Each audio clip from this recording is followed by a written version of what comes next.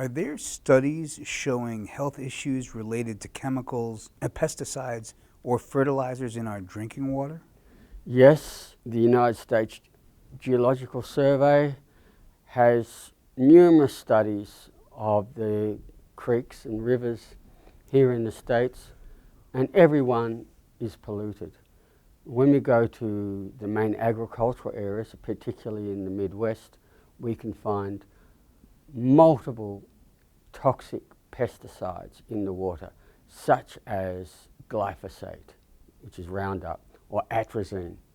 And we have a lot of data showing the negative health effects from these chemicals in water. One of the best studies on this is done at Madison, at the University of Wisconsin-Madison, and there they looked at the normal water, so the chemicals that are found in the groundwater in the Midwest, and they looked at the normal combination of herbicide, in this case atrazine, and then the nitrate fertilizer, and they found that when they did experiments with animals with that, they caused an enormous amount of health problems, particularly to the thyroid. The thyroid is one of our master glands, is particularly important in the normal development and function of children, and particularly important in overall health, and then in a whole range of issues such as memory, ability to do tasks. But they found a whole range of other problems that come from the current levels of agricultural chemicals found in the drinking water in the Midwest of the United States.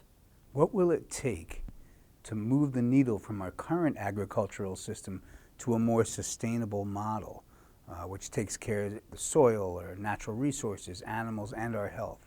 We already have these farmers, and you have thousands of really good farmers like this already in the US producing good organic food.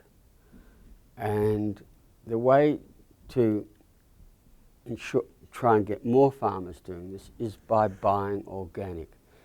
The more consumers who support organic farmers means the more organic farmers we get, and that's how we will get change. Change won't happen by the government. The government has been ignoring this in pretty well every country in the world for a very long time. However, the real change has come because of consumers and farmers, and this is the partnership we need, is thinking consumers working with true regenerative and organic farmers. We can build this system, change agriculture, and this will be for the benefit of everyone, because we will improve the environment. We will take these toxic chemicals out of the environment. We know that these systems can reverse climate change, and at the same time we will improve the health of consumers within the United States. What influence does the chemical and pesticide industry have over the media? They have massive influence because they've got the money. I'll give you a good recent example. There's a chemical called chlorpyrifos. There are numerous studies showing how the smallest amounts in food cross the placenta and affect the developing brains of children.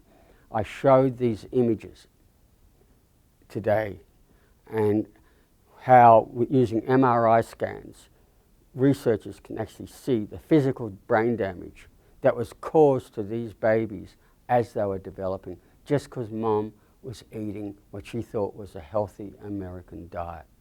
Now, the United States Environmental Protection Agency was in the process of banning this chemical, but the actual chemical company itself put pressure on the government, and now this incredibly dangerous chemical is still in the food in the United States, still causing damage to children in the United States. From my point of view, this is actually one of the worst forms of child abuse, that we have the science, we know these chemicals are damaging children, and yet, they are leaving these chemicals in the food and still causing the damage when it should have been banned years ago.